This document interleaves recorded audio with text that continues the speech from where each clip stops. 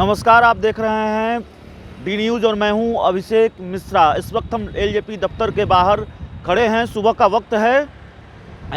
सुबह के वक्त एलजेपी दफ्तर के बाहर उतनी गहमा-गहमी भले ही नहीं हो, लेकिन अब से कुछ घंटों के बाद एलजेपी दफ्तर की तस्वीर बदल जाएगी। अब से कुछ घंटों के बाद एलजेपी दफ्तर के बाहर गहमा-गहमी या एलजेपी दफ्तर के अंदर गहमा-गहमी बढ़ जाएगी।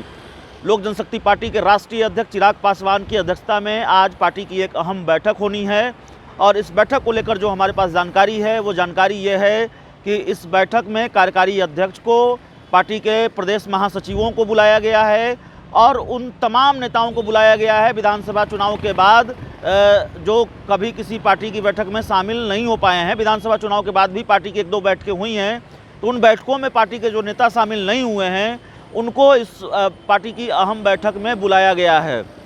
एक बड़ी जानकारी यह भी है कि 2020 के विधानसभा चुनाव में जिन लोगों ने पार्टी के सिंबल पर चुनाव लड़ा था, जिनको पार्टी का टिकट दिया गया था, उनको भी इस बैठक में बुलाया गया है और इस बैठक से बहुत कुछ निकलकर सामने आना है। इसलिए कहा जा रहा है कि यह बैठक बहुत महत्वपूर्ण है।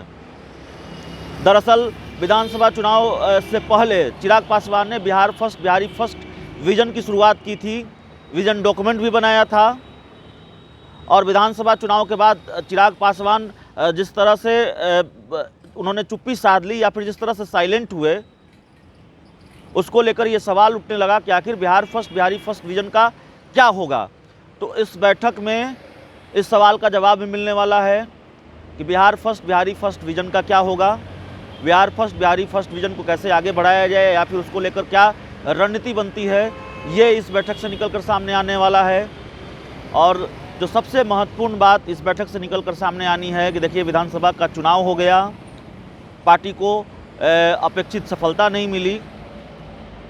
हालांकि नीतीश कुमार को 43 पर समेटने में एलजेपी कामयाब रही, चिराग पासवान कामयाब रहे, लेकिन खुद भी बड़ा नुकसान हुआ विधानसभा के चुनाव में। तो अब संगठन को मजबूती कैसे दी जाए और आगे पार्टी की प्राथमिकताएं क्या होंगी, आगे पार्टी की प्रायोरिटीज़ क्या होंगी, उस पर उसको लेकर रणनीति बने।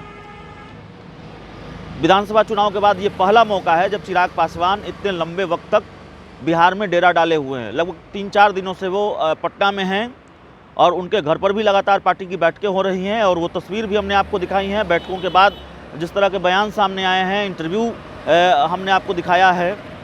तो कोशिश होगी कि आज इस बैठक से क्या निकल कर सामने आता है वो भी हम आपको दिखाएं। इस बैठक पर हमारी नज़र रहेगी, दा न्यूज़ की नज़र रहेगी और एक अपडेट हम आपको इस बैठक से जुड़ी हुई बताएंगे। फिलहाल इस खबर में इतना ही। अगर आपने अब तक हमारे चैनल को सब्सक्राइब नहीं किया है तो ज़रूर कर लें, बेल आइकन ज़रूर दबा दें ताकि हमारी खबरें आप तक सबसे पहले पहुँचे। प्यार, समर्थन और सहयोग के लिए बहुत बहुत धन्यवाद।